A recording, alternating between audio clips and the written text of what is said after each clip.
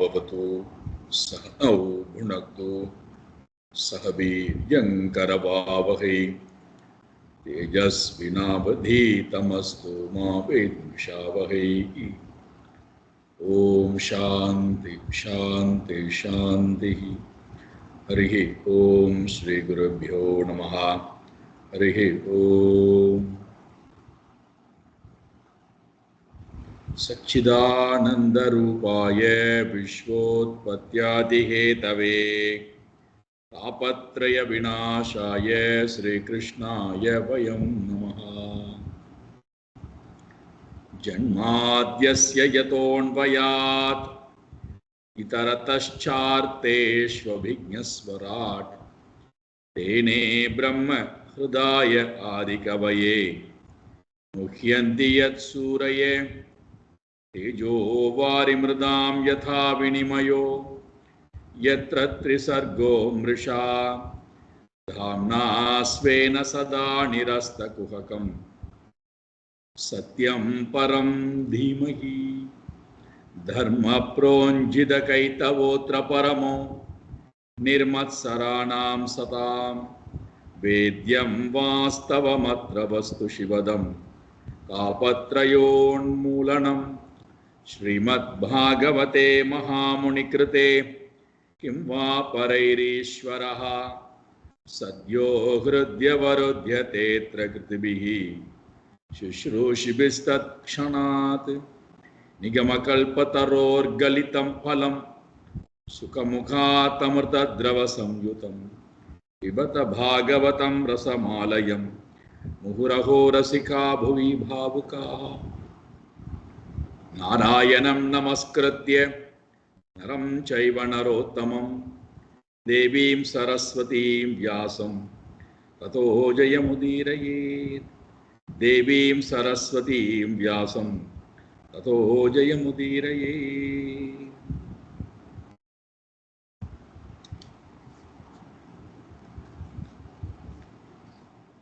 எதற்காக அவதாரம் என்பதை காலையில் ரொம்ப விரிவாக பார்த்தோம். இறைவனுடைய அவதாரம் என்பது நம்முடைய நன்மைக்காக விரிவாகவே காலையில பார்த்தோம். இப்போ நிமி சக்கரவர்த்தி அடுத்த ராஜாட்ட போய் கேட்கிறார். சமசகா என்று சொல்லக்கூடிய இந்த மனிதர்கிட்ட போய் கேட்கிறார். பகவந்தம் ஹரிம் பிராயோ ந பஜந்த்யாத்மவித்தமாக தேஷாம் அசாந்த காமானாம் கஹானிஷ்டா விஜிதாத்மனாம். பாருங்கள், பாகவத தர்மத்துல எல்லா விஷயங்களையும் முழுமையாக நாம் தெரிந்து கொள்கின்றோம். பாகவத தர்மம் இறைவனை என்னால் நினைக்க முடியாமல்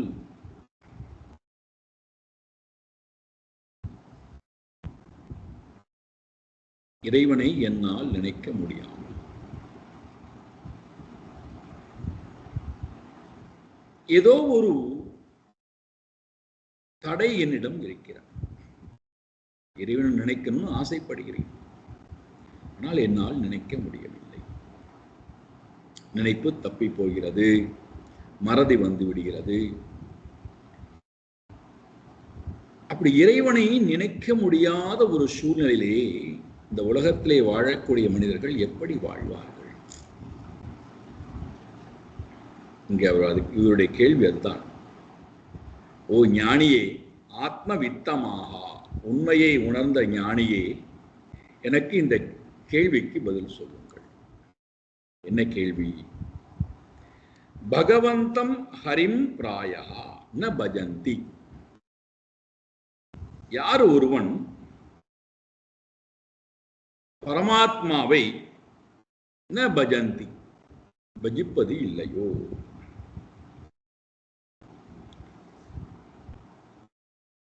பரமாத்மாவை பஜிப்பதற்கு இவன் தயாராக இல்லை. பெரும்பாலும் எல்லா காலத்திலும் பிராயகா எல்லா பிராயத்திலும் இறைவனை இவன் நினைப்பதற்கு, இறைவனை பஜிப்பதற்கு இவன் தயாராக இல்லை.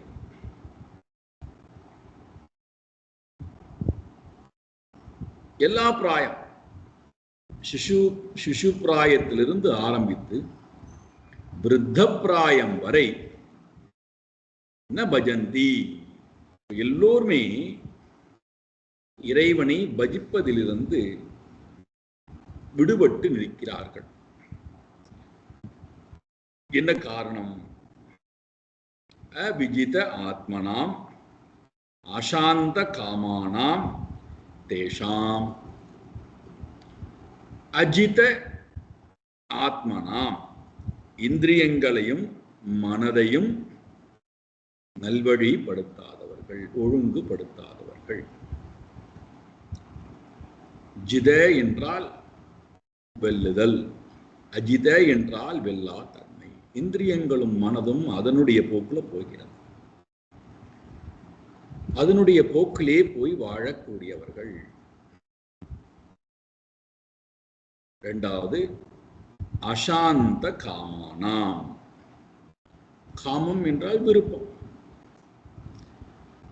அசாந்த, சாந்த காமம் என்றால் காமம் அற்ற நிலை. அசாந்த காமம் என்றால் காமம் அடங்காத நிலை. மனதிலே விருப்பங்கள் சதா கொந்தளித்துக் கொண்டே இருக்கிறது. அப்போ இதுதான் தடை. மனம், இந்திரியங்கள் புறத்தை நோக்கி ஓடுகிறது. அதை இயக்குவது யாரானா? காமம், அசாந்த காமம், நிறைவேறாத ஆசைகள், அடங்காத ஆசைகள்.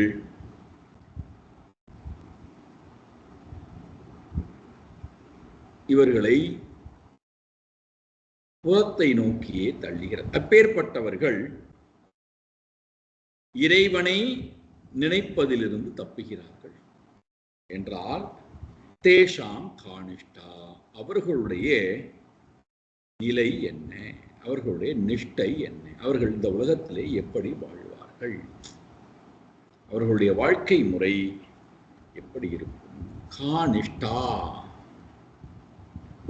அவர்களுடைய வாழ்க்கை முறை, அவர்கள் எதை அடைவார்கள், எதை நோக்கி அவர்களுடைய வாழ்க்கை முறை இருக்கும்?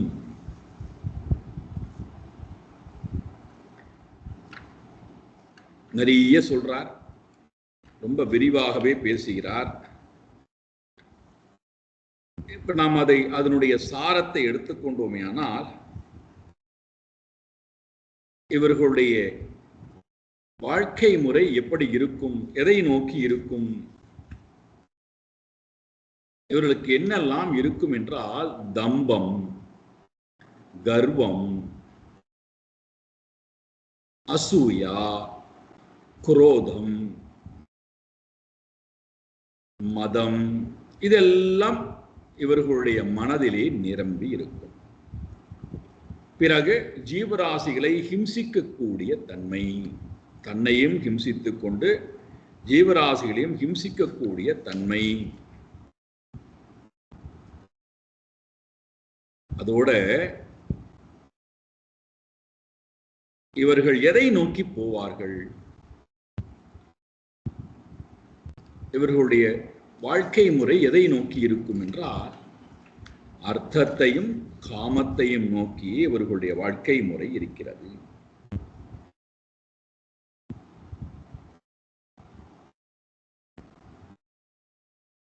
அர்த்தத்தையும் காமத்தையும், புண்ணியத்தை கூட இல்லை, அர்த்தத்தையும் காமத்தையும் நோக்கி இவர்களுடைய வாழ்க்கை முறை இருக்கு. ரொம்ப அழகா சொல்றார் பாருங்கள். ஏ கைவல்ய சம்பிராப்தா ஏச்ச அதீதாஞ்ச மூடதாம் த்ரைவர்கிகாஹி அக்ஷணிகா ஆத்மானம் காதயந்தி தே.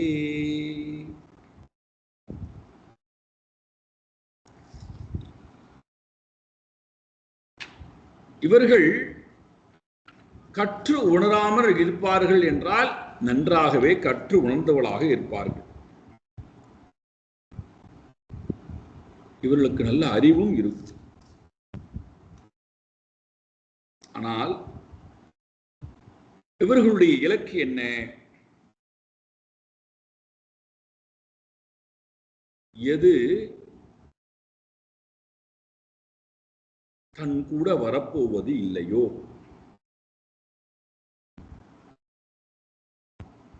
எதை பெறுவதனாலே தனக்கு நெடிது சுகம் கிடைக்கப் போவது இல்லையோ, எது அழியக்கூடியதோ, எது மாறக்கூடியதோ, எது தன்னிடத்திலே வருவதனாலே தனக்கு சுகம் ஏற்படாமல் துக்கமான தன்னை விட்டு போகாமல் இருக்குமோ, அப்பேற்பட்ட சுகத்தை நாடியே இவர்களுடைய வாழ்க்கை முறை இருக்கும். அது என்ன அழகான வார்த்தை போட்டு நிரப்புறார் பாருங்கள். அக்ஷணிகாஹா, அக்ஷணிகாஹா. க்ஷணிகம், ஒரு க்ஷணப்பொழுதுதான் இருக்கக்கூடிய நிலையிலே இருக்கின்ற இன்பங்கள். ஒரு க்ஷணப்பொழுதுதான். இது எல்லாம் தெரிந்தும் கூட இவர்களுடைய மனம் எதை நாடுகின்றது? த்ரை வர்க்கிகாக பிரதானமாக அர்த்த காமங்களையே எப்பொழுதுமே நினைத்துக் கொண்டு, செல்வத்தையும் இன்பத்தையுமே தன் வாழ்க்கையின் இலக்காக கொண்டு ஆத்மானம் தன்னைத்தானே இவர்கள் என்ன பண்ணிக் கொள்கின்றார்களாம்? காதயந்தி, தன்னைத்தானே அழித்துக் கொள்கிறார்கள். ஆத்மஹனந்தி, தன்னைத்தானே கெடுத்துக் கொள்கிறார்கள், அழித்துக் கொள்கிறார்கள்.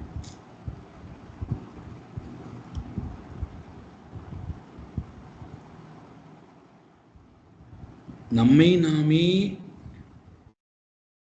அழித்துக் கொள்கிறோம் நம்முடைய குணதோஷத்தின் காரணத்தினாலே. எப்பொழுது எனக்கு இறைவனை பற்றின ஸ்மரணை இல்லாமல் போய்விடுகிறதோ,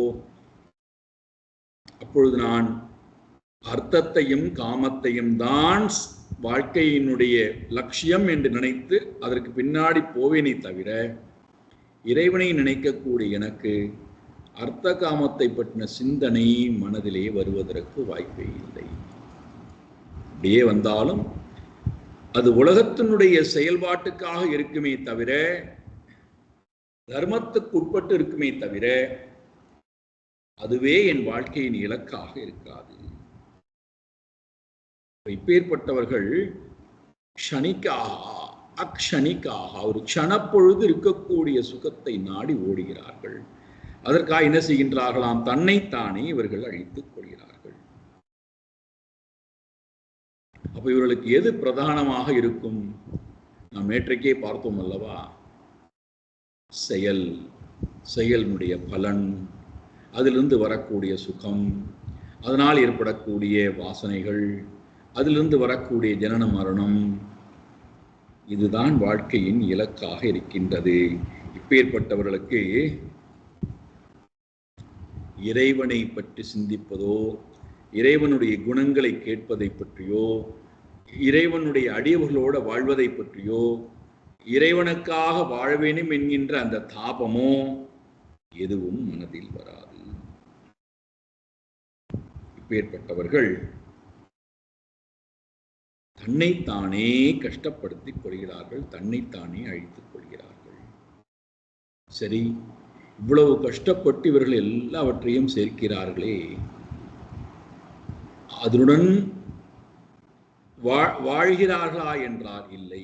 சரி, இந்த உலகத்தை விட்டு போகும் நேரத்திலே அதை கொண்டு போவதற்காக அருகதை உடையதாக இருக்கிறார்களா என்றால், ஹித்வாத்யாயா சரசிதா கிருஹாபத்ய சுகிருத் ஸ்ரியா தமோ விஷந்த்ய நிச்சந்தோ வாசுதேவ பராங்முகாஹ. வாசுதேவ பராங்முகாஹ, வாசுதேவனிடத்திலே இவர்களுக்கு பராங்முகாஹ, பாராமுகம்னு சொல்றோம் அல்லவா, அது இங்கிருந்து வந்த வார்த்தை தான். இறைவனை பற்றின சிந்தனை மனதிலே வருவது இல்லை. வாசுதேவ பராங்முகாக, வாசுதேவனிடத்திலே பக்தி செய்ய முடியாத நிலையிலே இருக்கக்கூடியவர்கள். அப்போ உலகத்துல போய் கடினமாக உழைக்கிறார்கள். கிரகபத்தியே, மிக கஷ்டப்பட்டு வீட்டிற்காக சேர்க்கக்கூடிய, மனைவிக்காக, குழந்தைகளுக்காக, உற்றார் உறவினர்களுக்காக, நண்பர்களுக்காக, வரக்கூடிய விருந்தினர்களுக்காக இப்படி கடினமாக உழைத்து சேர்க்கக்கூடிய செல்வமானது கிரகபத்தியே சுகிருத் ஸ்திரியா, வீடு, மனைவி, குழந்தைகள், சிநேகிதர்கள், இப்படி எல்லாவற்றையும் கஷ்டப்பட்டு சேர்க்கக்கூடியவர்களாய் இருந்து அதை எதையுமே அனிச்சந்தா, விடுவதற்கு விருப்பம் இல்லாதவர்களாய், அதை விட்டுவிட்டு போவதற்கு விருப்பம் இல்லாதவர்களாய் இருந்தும் ஹித்வா தமஹா விஷந்தி, அதை விட்டுவிட்டு நரகத்தை நோக்கி போகிறார்கள். நான் மனைவியோடு வாழ்ந்தேன், மனைவிக்கு செய்ய வேண்டிய தர்மத்தை எல்லாம் செஞ்சேன், கணவனுக்கு பண்ண வேண்டிய தர்மத்தை எல்லாம் செய்தேன், நிறைய செல்வத்தை ஈட்டு எல்லோருக்கும் கொடுத்தேன், எல்லா குழந்தைகளுக்கும் கொடுத்தேன், எல்லோரும் இன்னைக்கு சௌலபியமாக சௌக்கியமாக இருக்கிறார்கள், எல்லா விதமான வாழ்க்கைக்கும் என்னால் என்னுடைய பங்களிப்பு கொடுக்கப்பட்டது, நான் நிறைவான வாழ்க்கையை வாழ்ந்து விட்டேன். பகவான் சொல்றார், நீ போக வேண்டிய இடம் தமோலோகம், போயிட்டு வாப்பா. ஏன்? இறைவனை நினைப்பதற்கு நேரம் இல்லை, சாஸ்திரத்தை கேட்பதற்கு நேரம் இல்லை, இறைவனோட வாழ்வதற்கு நேரம் இல்லை, விருப்பமும் இல்லை, ஆசையை பூர்த்தி செய்வதிலேயே ஆப்த காமா, ஆசை அடங்காதவர்களாய் அதிலேயே தன் வாழ்க்கையை தொலைத்ததுனால ஹித்வா தமஹா விஷந்தி, நரகத்தை அடைகிறார்கள், துன்பகரமான லோகத்தை அடைகிறார்கள்.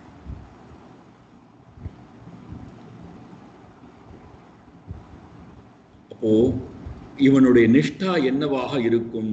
இந்திரியத்தையும் மனதையும் ஜெயிக்காத, ஆசை அடங்காதவன், இறைவனை நினைக்காமலேயே வாழக்கூடிய வாழ்க்கை எப்படி இருக்குண்டான்னா இந்த உலகத்துல நரக வாழ்க்கையாகத்தான் இருக்கும். நரகத்தையே அவன் அடைவான், இறந்ததற்கு பிறகு நரகத்தையே அடைவான், துன்பமான உலகத்திலேயே அவன் இருப்பான்.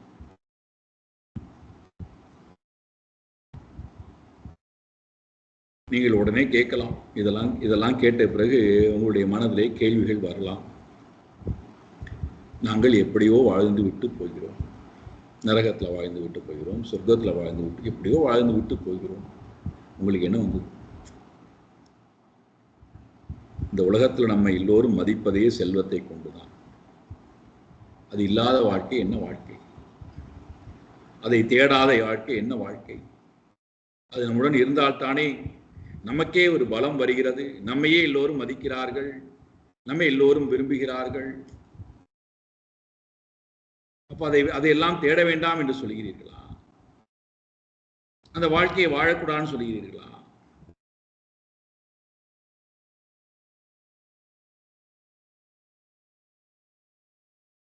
அடிப்படையாக ஒரு விஷயத்தை நாம் புரிந்து கொண்டோம் என்றால் இந்த மாதிரியான கேள்விகள் நம்முடைய மனதிலேயே வருவதற்கு வாய்ப்பே இல்லை. யார் இந்த மாதிரி கேள்வி கேட்கிறார்கள் என்றால், யார் இறைவனை நினைப்பதற்கு தயாராக இல்லாமல் சாஸ்திரத்தை சரியாக புரிந்து கொள்ள விருப்பம் இல்லாதவர்களாய், யார் உலகாயத்தனமான வாதிகளாக இருக்கிறார்களோ, ஆசை பூர்த்தி செய்வதே வாழ்க்கையின் இலக்காக நினைக்கிறார்களோ, அவர்களுடைய கேள்விகள் தான் இவ்வாறு. அடிப்படையாக ஒரு விஷயத்தை புரிந்து கொண்டோமே ஆனால் இந்த மாதிரியான கேள்விகள் நம்முடைய மனதிலே எழாது.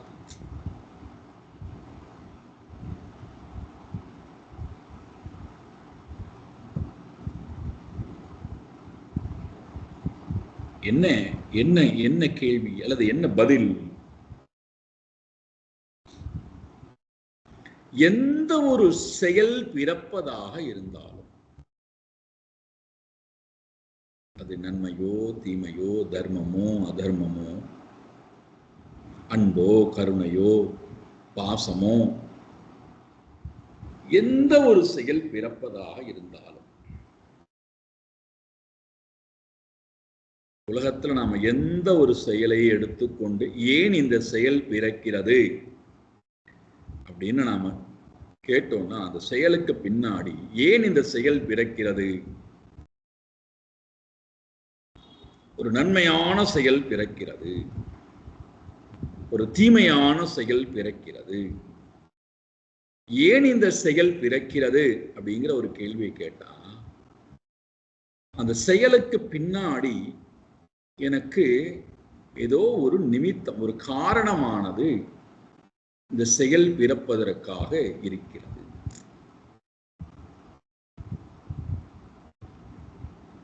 அந்த காரணம் முடிந்து விட்டால் அந்த செயல் போய்விடும். வேறொரு காரணம் வருகிறது, வேறொரு செயல் வருகிறது.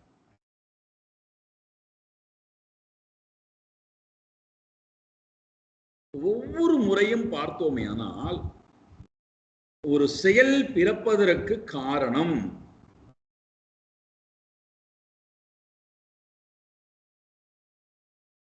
இந்த செயலுக்கு பின்னாடி இருக்கக்கூடிய ஏதோ ஒன்று நிறைவேற்றப்பட வேண்டும்.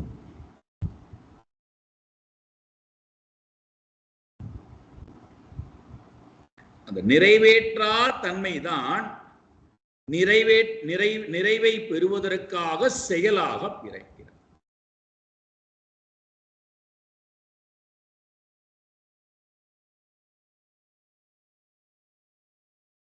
நிறைவேறாத செயல் நிறைவேற வேண்டும், நிறைவடைய வேண்டும் என்பதற்காக செயலாக பிறக்கிறது. இப்போ அடுத்த கேள்வி, எது நிறைவேறவில்லை? எது நிறைவேறவில்லை? என்னிடத்திலே நிறைவேறாத ஆசைகள் இருக்கிறது. அது நிறைவேற வேண்டும் என்றால், அந்த ஆசைகள் எல்லாம் நிறைவுற வேண்டும் என்றால், அப்போ நான் ஒரு எண்ணத்தை உற்பத்தி செய்து அதன் மூலமாக அதில் ஒரு ஆசைன்னு ஒன்று கொண்டு வந்து அந்த ஆசையானது செயலாக மாறி செயலானது செயலுடைய பலனை கொண்டு வந்து என்னுடைய மனதுக்கு நிறைவை கொடுப்பதாக நான் நினைக்கிறேன்.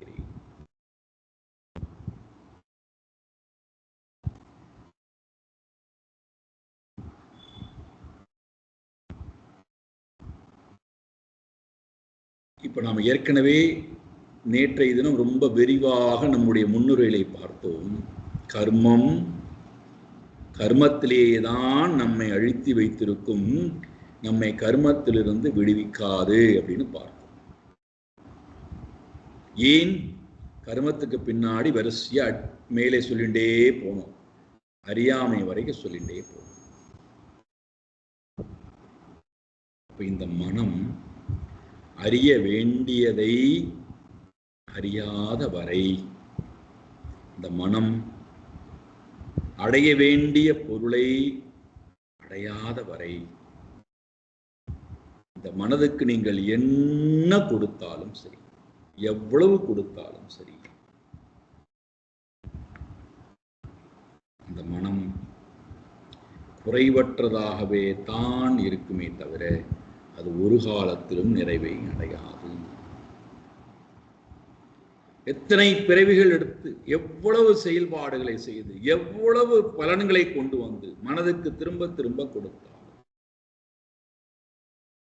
மனம் அடைய வேண்டிய பொருளை அறியாதவரை அடையாதவரை இந்த மனதுக்கு குறைதல் குறைபாடு என்கின்ற அனுபவம்தான் இருக்குமே தவிர நிறைவு என்பது வராது.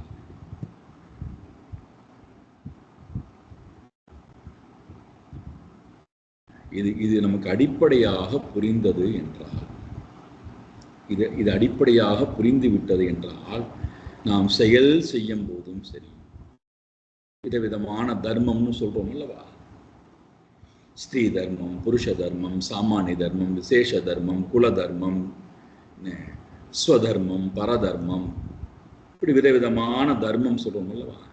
விதவிதமான செயல்பாடுகளை செய்யும் போதும் நம்முடைய கவனம் முழுக்க இறைவன் இருக்கும்.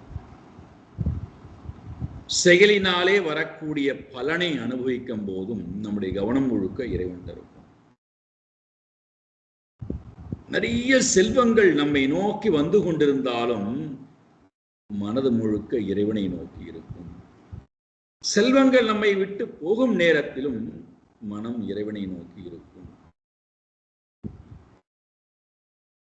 செல்வம் அழிந்தாலும் மனம் இறைவனை நோக்கி இருக்கும்.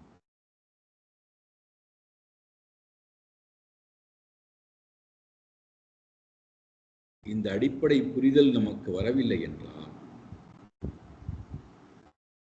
எல்லாவற்றையும் தேடி போய்கொண்டே இருப்பேன், ஆப்த காமனாகவே இருப்பேன், பூர்த்தி செய்ய முடியாத ஆசை உடையவனாகவே இருப்பேன், இறைவனை வெறுக்கக்கூடியவனாக இருப்பேன், இறைவனை நினைக்க முடியாதவனாக இருப்பேன், அடியவர்களை சாஸ்திரத்தை வெறுக்கக்கூடியவனாக இருப்பேன், அதுக்கு பின்னாடி போகக்கூடிய விருப்பம் இல்லாதவனாக இருப்பேன், குரோத பாவத்துடன், அசூயா பாவத்துடன், தம்பம் கர்வத்துடன் கூடியவனாயிருப்பேன், என்னுடைய இலக்கு முழுக்க அர்த்த காமத்திலேயே தான் இருக்கும், அதனால் எனக்கு எந்த பிரயோஜனமும் இல்லை.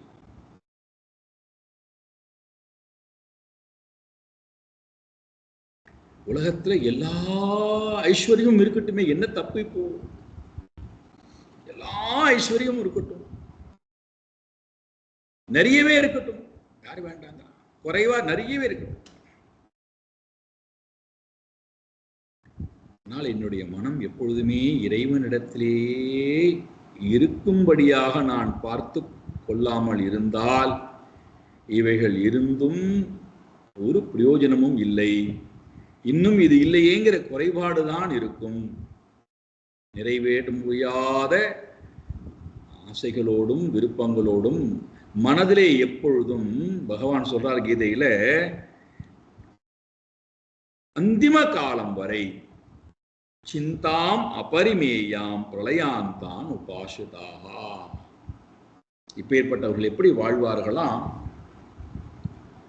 அபரிமேயாம் சிந்தாம், மனதுல என்னடா இருக்கும் என்றால் அளவிடவே முடியாத காலம் வரை, அபரிமேயாம் சிந்தாம், மேயம் பரிமேயம் அபரிமேயம், அளவிடவே முடியாத காலம், அதாவது இறக்கின்ற காலம் வரை எல்லா நொடிகளிலும் சிந்தா, பிரளயாந்தாம் உபாசுதாக, இறக்கின்ற காலம் வரை கவலையே மனதுல சுமந்து கொண்டு இவர்களுடைய வாழ்க்கை கவலை தோய்ந்த வாழ்க்கையிலேயே போய்விடுகிறது. அப்ப எதை நான் அடைகிறேன்?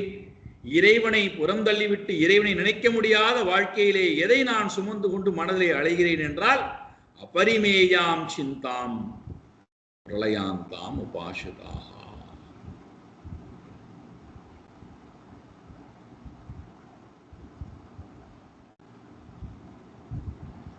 நீங்க உடனே கேட்கலாம், கவலையோட கூடிய வாழ்க்கையில நாங்க தான் கவலையை மறக்கிறதுக்கு எவ்வளவு உபாயங்கள் வச்சிருக்கோம். பிள்ளை முகத்தை பார்த்துட்டா கவலை போயிடும், பேரன் பேத்தி முகத்தை பார்த்து விட்டால், குரலை கேட்டு விட்டால் கவலை போய்விடும். ஐயோ என்ன மூடத்தனம் பாருங்கள். பையனோட வாழ்ந்து விட்டால் கவலை போய்விடும், செல்வத்தோட இருந்து விட்டால் கவலை போய்விடும், நிறைய புண்ணிய காரியத்தை செய்து விட்டால் கவலை போய்விடும். மீண்டும் மீண்டும் அஞ்ஞானத்துக்கு தீனி போடுவதும் அகங்காரத்துக்கு தீனி போடுவதிலுமே வாழ்க்கை போகிறதே தவிர, இறைவனை நான் ஒரு க்ஷணப்பொழுதாவது நினைக்க வேண்டும், அறிந்துவிட வேண்டுங்கிற எண்ணமே இல்லையே.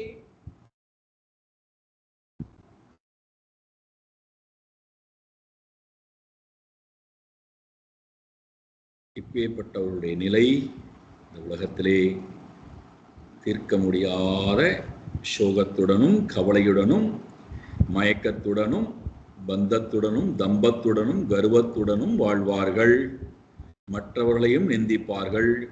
தன்னைத்தானே நிந்தித்துக் கொள்வார்கள். தன்னைத்தானே அழித்தும் கொள்வார்கள்.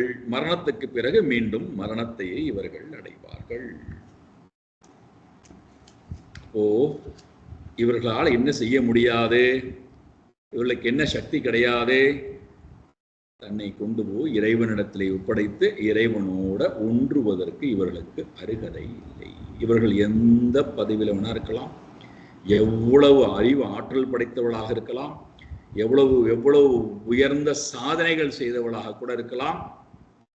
இதற்கு நல்ல உதாரணம் இப்பொழுது சமீபத்திலே வாழ்ந்து விட்டு போன 2 பெரிய உலகமே போற்றக்கூடிய 2 பேர். ஒருவர் டாடா, ரத்தன் டாடா, இன்னொருத்தர் லதா மங்கேஷ்கர்.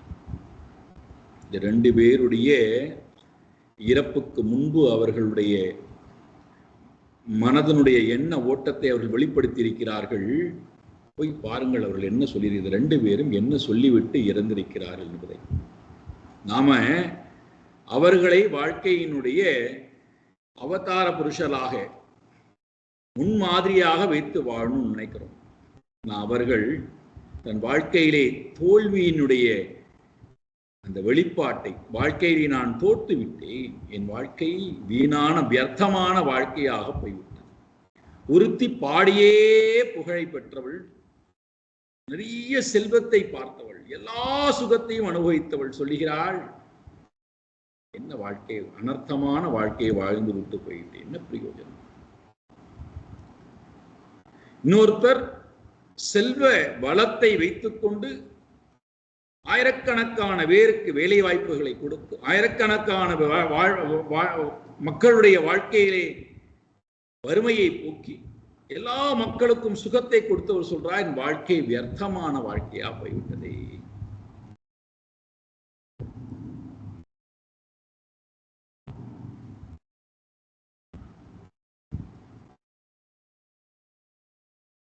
நமக்கு அடிப்படையாக புரிதல் வேண்டும். மனம் இறைவனோட போனால் மட்டும்தான், இறைவனை நினைத்தால் மட்டும்தான் மனம் பூர்ண ஆனந்தத்தை பெறுமே தவிர மனம் அர்த்தத்தால், காமத்தால், புண்ணியத்தால் நிறைவை பெறாது. மனம் அதனால் நிறைவடையாது.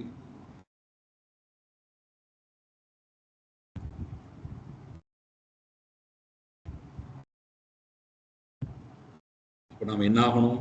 இந்த 2 பேரும் கடைசியில எப்படி வேதனையோட கூடி எல்லாவற்றையும் விட்டு விட்டு போக வேண்டியிருக்கிறேங்கிற அந்த வழியோட போனார்களோ அதே தான் இங்கே பாகவதமும் சொல்லுகிறது. விட முடியாத எல்லாவற்றையும் விட்டு விட்டு போகக்கூடிய நிலை. இப்பேற்பட்டவர்கள் இறைவனை க்ஷணப்பொழுது கூட நினைப்பதற்கு முடியாத மனோநிலையிலே அந்திம பொழுதிலாவது நினைத்திருக்கலாம் அல்லவா? யாரா தடுத்தார்களா அவளை போய்?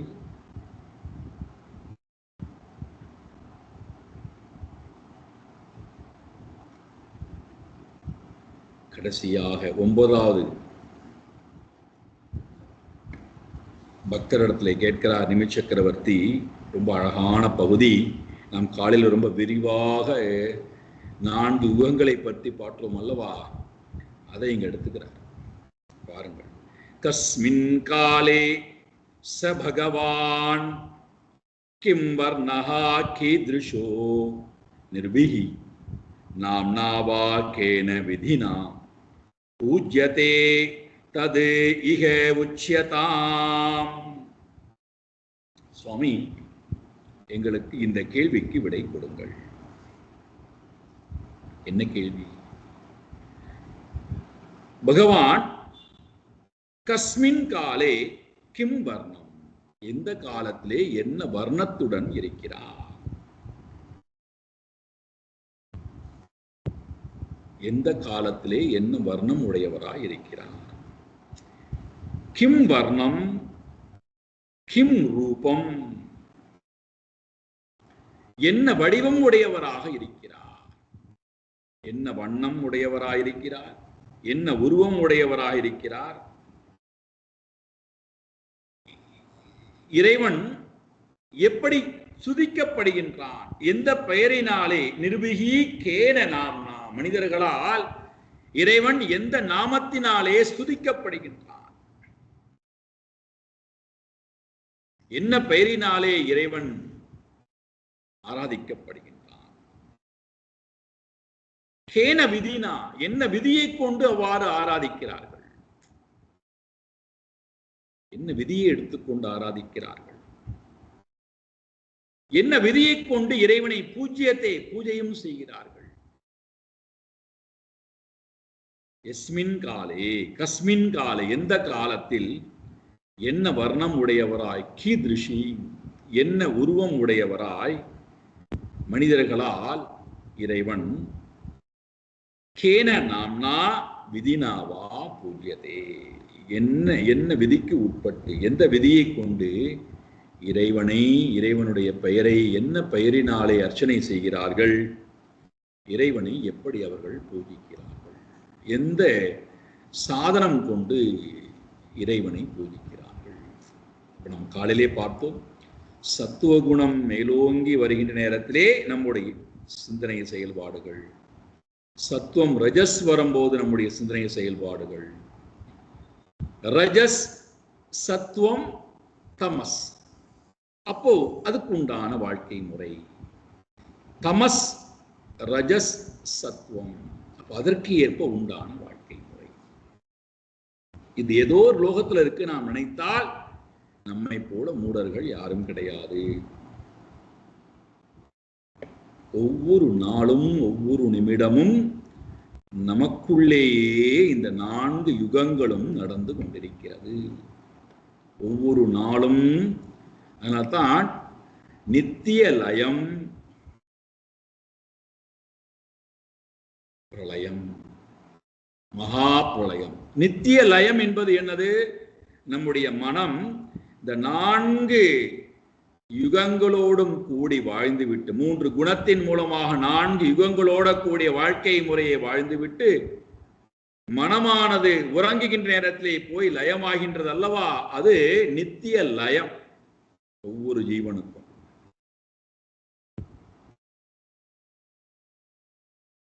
அப்போ பிரளயம் என்று வருகின்ற நேரத்திலே, மகா பிரளயம் என்று வருகின்ற நேரத்திலே, பிரளயம் என்பது என்னது? நம்முடைய இறப்பு. மகா பிரளயம் என்று வருகின்ற நேரத்திலே எல்லா மனமும் அதனுடைய வாசனைகளும் அதனுடைய செயல்பாடுகளும் எல்லாம் போய் முழுமையாக ஒடுங்கக்கூடிய இடம் மகா பிரளயம்.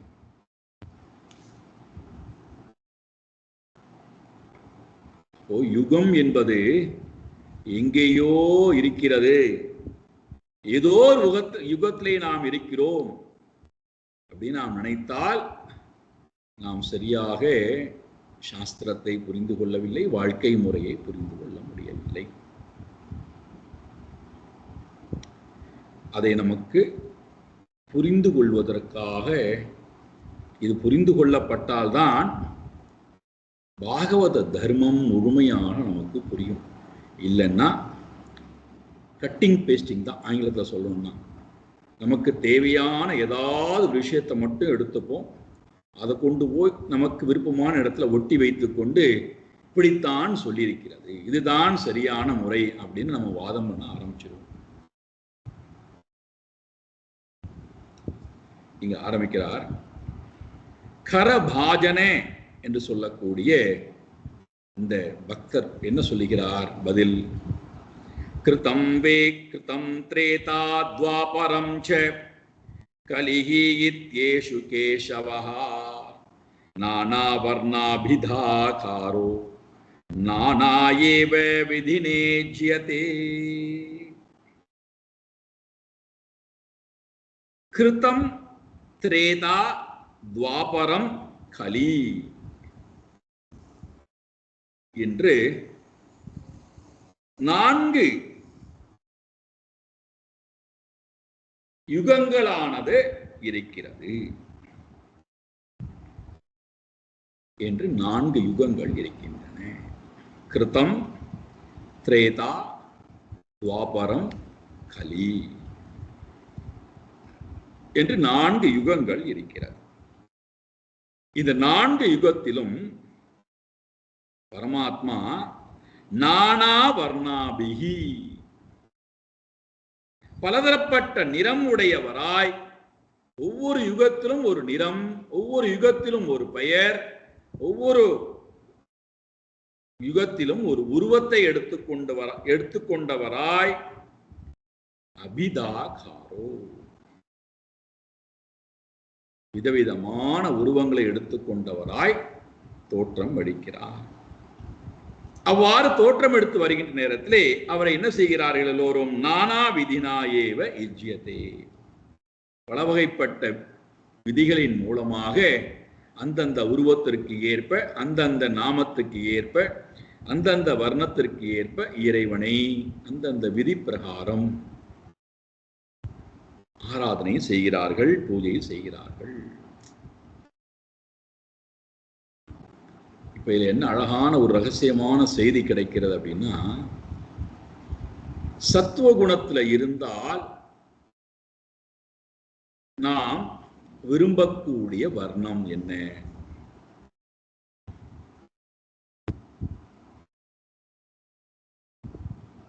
நாம் விரும்பக்கூடிய பெயர் என்னவாக இருக்கும்? எந்த உருவத்தை விரும்புகிறோம்? இதே நீங்க வீட்டுல பார்க்கலாம். நாம சத்துவ குணத்துல மேலோங்கி இருக்கிறோம்னா நம்முடைய தேடக்கூடிய வர்ணம், தேடக்கூடிய நிறம், தேடக்கூடிய சப்தம், தேடக்கூடிய ரூபம் எல்லாம் அதற்கு ஏற்ப நம்முடைய வாக்கிலிருந்து வரக்கூடிய சப்தங்கள், ஒலி எந்த வண்ணத்திலே இருக்கும் எல்லாம் நீங்க பார்க்கலாம். அதே இது நம்முடைய மனதிலே சத்துவ குணம் இல்லாமல் ரஜோகுணம் மேலோங்கி இருக்கிறது அப்படின்னா, அப்போ நம்முடைய மனதிலே இருக்கக்கூடிய அந்த எண்ண அலைக்கு ஏற்ப நாம் தேடக்கூடிய வர்ணம், ரூபம், நாமம், நாம் எழுப்பக்கூடிய ஒளி, நாடக்கூடிய விஷயங்கள் இதெல்லாம் வேறுபடக்கூடியதை நாம் கண்கூடாக பார்க்கிறோம். இந்த முறையிலே தான் இறைவனை ஆராதிக்கின்றோம். 4 யுகங்கள் என்பது எங்கேயோ இல்லை, நம்முடைய மனதிலே ஒவ்வொரு நாளும் ஒவ்வொரு நிமிடமும் இருக்கின்றது. இப்ப அதுல முதல் யுகத்தை எடுத்துக்கிறார், கிருதயுகம். கிருதயுகத்தை எடுத்துக்கிறார். கிருதே சுக்ல சதுர்பாஹு ஜடிலோ வல்கலாம்பரஹா கிருஷ்ணார்ஜுனோபவீதா வீதாக்ஷௌ பிஷ்ட தண்ட கமண்டலூ.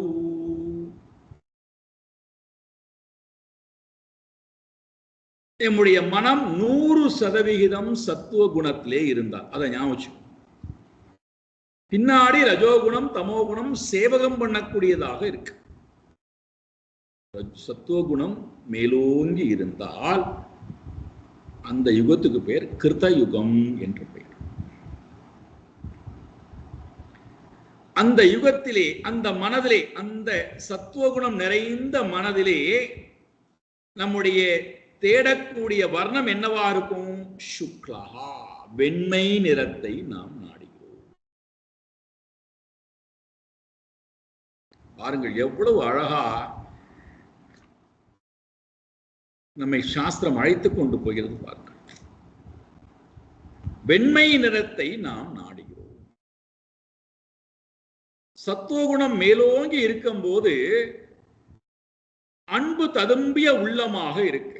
அப்ப அங்க வெறுப்பு இல்லை, குரோதம் இல்லை, பயம் இல்லை, பற்று இல்லை, பொறாமை இல்லை. அப்ப எல்லோரையும் நேசிக்கக்கூடிய மனம், வெண்மையான மனம்.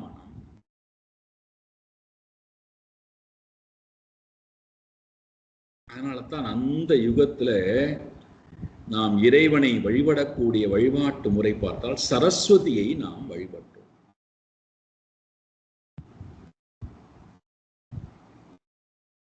வெள்ளை தாமரை பூவில் இருப்பார்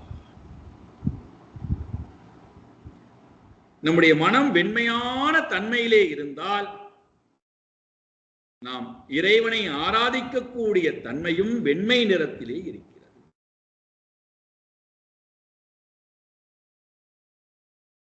வெள்ளையான வஸ்திரங்கள் கூட பாருங்கள், அந்த வெண்மைத்தன்மை உடைய வஸ்திரத்தையே நாம் விரும்புவோம். உணவுகள் கூட, உருவங்கள் கூட, பெயர்கள் கூட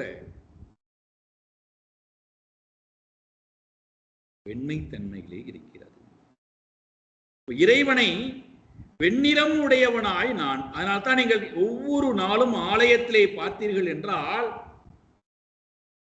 முதல் நாள் இரவு இறைவனுக்கு அபிஷேகம் செய்து அலங்காரம் செய்து இறைவனை பள்ளியறையிலே கொண்டு உறங்க வைத்து அடுத்த நாள் காலையில வந்து பார்த்தோமே ஆனால் இறைவனை வெண்மையான நிறத்தினாலே இறைவனுடைய விக்கிரகமானது அலங்காரம் செய்யப்பட்டு, அது முருகனுடைய ரூபத்தை காலங்காத்தால பார்த்தீர்கள் என்றால் விபூதியினாலே இறைவனுக்கு அலங்காரம். காலங்காத்தால நிர்மால்ய தரிசனம், இறைவனுக்கு விபூதி அலங்காரம், விஸ்வரூப தரிசனம், வெண்மை நிறம்.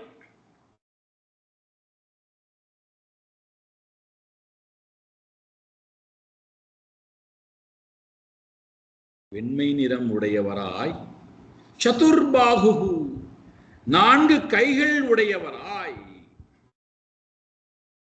சங்கு சக்கரம் பத்மம் கதா, சங்கு சக்கரம் பத்மம் கதா, 4 கைகள் உடையவராய்,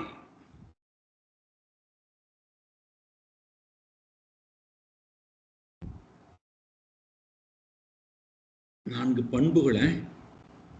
பண்புகள் கொண்ட உருவம் உடையவராய், மைத்ரி, பிரேமை, காருண்யம், உபேக்ஷா, இந்த 4 கைகளாக சொல்லப்பட்டு 4 கைகள் உடையவராய் இறைவனை நான் ஆராதிக்கின்றேன். எங்கே? கிருத்த யுகத்திலே. என்னுடைய மனம் சத்துவகுணத்திலே இருந்தால் நான் இறைவனை இந்த ரூபத்திலே பார்க்க ஆசைப்படுகிறேன்.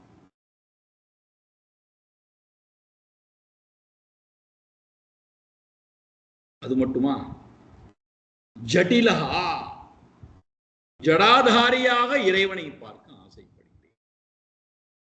ஜடை தரித்தவராய், வல்கல அம்பரஹா, மரவுரி தரித்தவராய், மரவுரி உடுத்தியவராய்,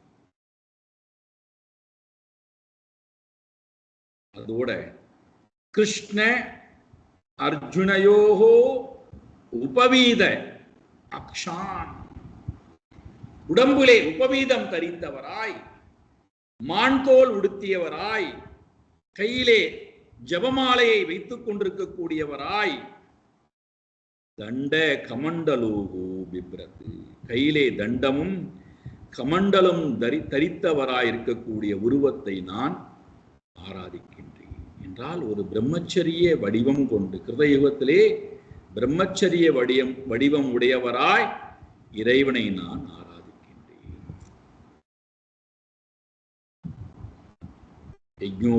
யஜ்ஞோபவீத தாரணம்,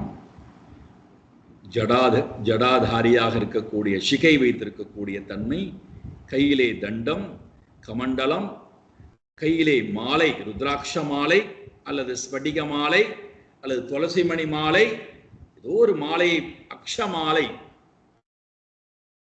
அதை தரித்தவராய், மரவுரி தரித்தவராய், ஜடாதாரியாய், 4 புஜங்களை உடையவராய், வெண்மை நிறம் உடையவராய் இறைவனை நான் பிரம்மச்சரிய வடிவம் உடையவராய் இறைவனை ஆராதிக்கிறேன்.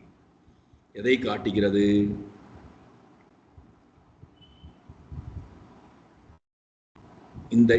இந்த நிறம், இந்த உருவம், அதில் சொல்லப்பட்டிருக்கக்கூடிய விஷயங்கள் எல்லாம் எதை காட்டுகிறது?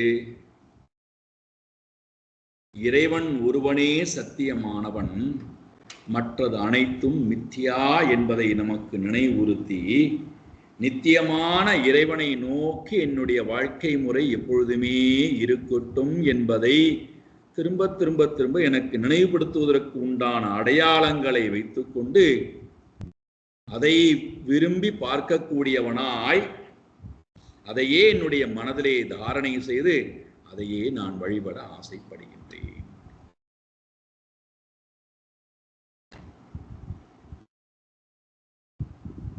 அப்ப நம்முடைய தேடுதல் சத்துவகுணம் மேலோங்கி வருகின்ற நேரத்திலே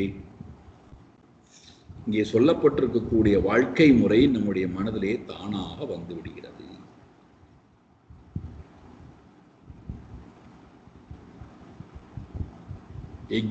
யஜ்ஞோபவீத தாரணம் என்பது நமக்கு கடமையை நினைவுபடுத்துவதாக அமைகிறது. பித்ருருணம், தேவருணம், ரிஷி ருணம், இந்த மூன்றையும் நமக்கு நினைவுபடுத்துவதாக அமைகிறது.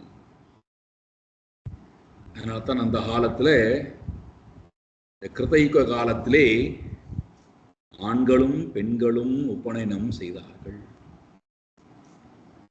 பெண்களுக்கும் உண்டு, அவர்களும் யாகங்கள் எல்லாம் செய்திருக்கிறார்கள், வேதங்கள் எல்லாம் ஓதி இருக்கிறார்கள். காலத்தினுடைய போக்கு ஏகப்பட்ட இடையூறுகள், ஏகப்பட்ட இழப்புக்கள், ஏகப்பட்ட படையெடுப்புகள், ஏகப்பட்ட சுரண்டல்கள். அதற்கு பிறகு மனிதர்களுடைய சிந்தனை போக்கானது மாற மாற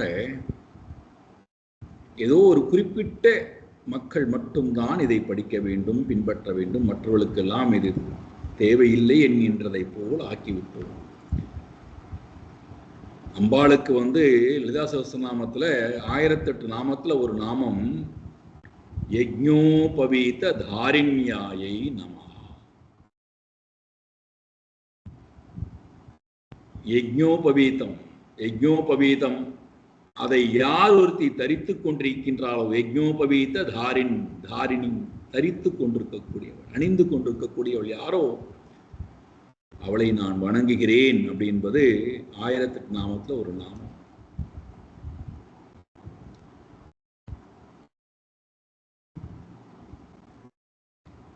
இங்கே கிருதயுகமாக சத்திய யுகத்திலே 100% சத்துவகுணம் மேலோங்கி இருந்தால் நான் இறைவனை தேடக்கூடிய வர்ணம் வெண்மை வர்ணம். 4 புஜங்கள் கொண்டிருக்கக்கூடிய இறைவனை, ஜடாதாரியாக இருக்கக்கூடிய இறைவனை, மர உறுதி தரித்திருக்கக்கூடிய இறைவனை, மான் தோல் யஜ்ஞோபவீதம், அக்ஷமாலை கமண்டலம் தண்டம் வைத்துக் கொண்டிருக்கக்கூடிய இறைவனை,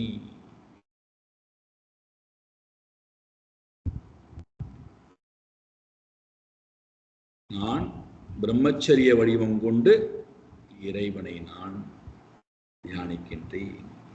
சரி, அந்த மாதிரி இறைவனை தியானிக்கக்கூடியவர்களுடைய மனோநிலை எப்படி இருக்கும்? அவர்களுடைய வாழ்க்கை முறை எப்படி இருக்கும்? அது தெரிய வேண்டும் அல்லவா? கிருதயுகத்திலே நான் சத்தியுகத்திலே இருக்கிறேன் அல்லது சத்துவகுணத்திலே இருக்கிறேன், நான் இந்த மாதிரியான ரூபத்தை தியானிக்கிறேன் என்றால் என்னுடைய மனோநிலை எப்படி இருக்கும்? அது தெரிந்தால்தான் நாம சத்தியுகத்தில் இருக்கோமா, சத்துவ குணத்துல இருக்கிறோமா என்பது நமக்கு புரியும். அடுத்த 2 பாடல் இதை சொல்கிறது பாருங்கள். மனுஷ்யாஸ்து ததா சாந்தா நிர்வைரா சுஹ்ருதா சமாஹ யஜந்தி தபசா தேவம் ஷமேன ச தமேன ச. இந்த குணத்திலே இருக்கக்கூடியவர்கள், இந்த யுகத்திலே இருக்கக்கூடியவர்கள், கிருத்தயுகத்திலே சத்துவகுணத்திலே மேலோங்கி இருக்கக்கூடிய மனிதர்கள், மனுஷ்யாக மனிதர்கள் எப்படி இருப்பார்களாம்? சாந்தாக, சாந்த மனம், கொந்தளிப்பே கிடையாது மனதுல. சாந்தம்.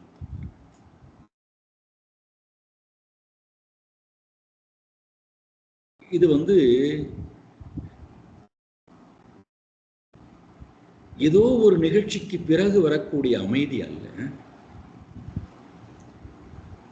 நமக்கு இந்த சாந்திங்கிறதே அசாந்தியிலிருந்து சாந்தி வந்தால் பெருமூச்சு விட்டுக்கிறோம். அது இல்லை, இயல்பே, என்னுடைய இயல்பே சாந்தி தான்.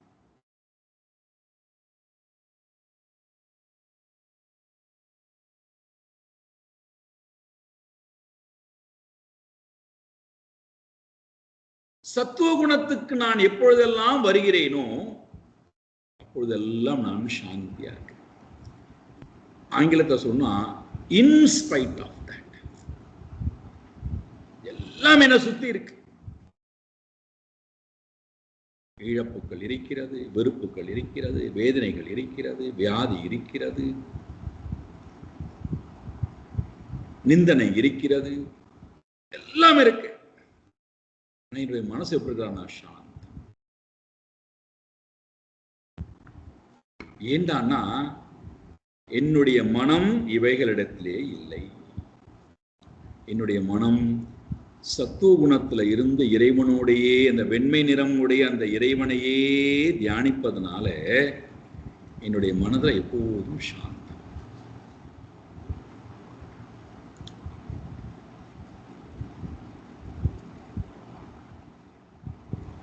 இயலாமையினாலே வரக்கூடிய சாந்தி அல்ல. ஒரு காரியத்தை செய்ய முடியாததினாலே அமைதியா உட்கார்ந்து கொண்டிருக்கிறோம், அந்த சாந்தி அல்ல. ஒருவரிடத்திலே நாம் ஒரு விஷயத்தை சொல்ல முடியாமல் மனதளவிலே சாந்தியா இருப்பதை போல் நடித்துக் கொள்கிறோம், அந்த சாந்தி அல்ல. வேதனையினாலே வேதனையை வெளிப்படுத்த முடியாமல் சாந்தியா இருக்கு, அந்த சாந்தி அல்ல.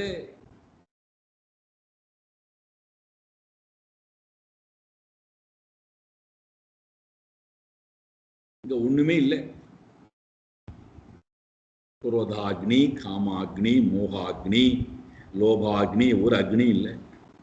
இங்க சாந்தம் மட்டும்தான்.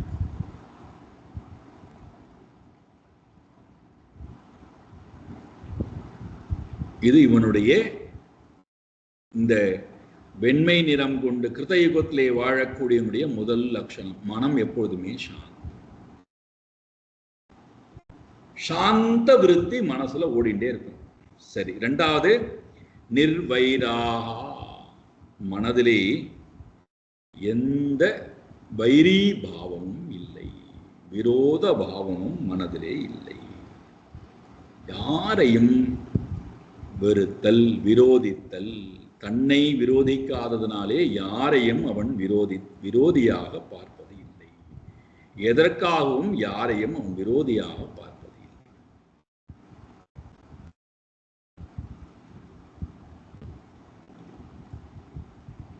எப்போ விரோதத்தன்மை வருகிறது? விரோதியாக எப்பொழுது ஒருவனை பார்க்கிறோம்? எப்பொழுது நம்முடைய மனம் சத்துவ குணத்தை விட்டு கீழே இறங்குகிறதோ அப்பொழுதுதான் இந்த வேற்றுமை உணர்வுகள் எல்லாம் வருகிறது. சத்துவ குணத்திலேயே நான் மேலோங்கி இருந்தால் யாரை நான் விரோதியாக பார்க்க முடியும்? யாரை நான் வைரியாக பார்க்க முடியும்? நிர்வைரைஹி சர்வபூதேஷு எஸ்ஸமாமேதி. பகவான் சொல்றார், யார் ஒருவனுக்கு எல்லா பூதராசிகளிடத்திலும் வைரீபாவம் இல்லையோ அவன் என்னை அடைகிறான். இது இரண்டாவது. நிர்வைரைஹி, நிர்வைராகா. மூன்றாவது சுஹ்ருதஹா, சுஹ்ருத், எல்லோரிடத்திலும் ஸ்நேக பாவம் உடையவனாக இருக்கின்றான், நண்பனாக இருக்கின்றான். நாலாவது சமாஹா, எல்லா ஜீவராசிகளையும் சமமாக பாவிக்கக்கூடிய தன்மை. இந்த நிலையெல்லாம் நம்மிடம் இருந்தால் நாம் சத்துவ குணத்திலே மேலோங்கி இருக்கின்றோம், கிருதயுகத்திலே வாழ்கிறோம். இதோட இன்னும் நிறைய பண்புகள்லாம் சொல்லப்பட்டு இப்பேற்பட்டவன் இறைவனை எப்படி ஆராதிக்கப் போகிறான், எந்த நாமம் கொண்டு இறைவனை ஆராதிப்பான், அடுத்த வாரம் வாருங்கள், ரொம்ப விரிவாக பார்ப்போம் சொல்றார். அடுத்த வாரம் பார்ப்போம். ஓம் பூர்ணமதః பூர்ணமிதம் பூர்ணாத் பூர்ணமுதச்யதே பூர்ணஸ்ய பூர்ணமாதாய பூர்ணமேவாவசிஷ்யதே. ஓம் சாந்தி சாந்தி சாந்தி. ஹரி ஓம் ஸ்ரீ குருभ्यो நமः. ஹரி ஓம்.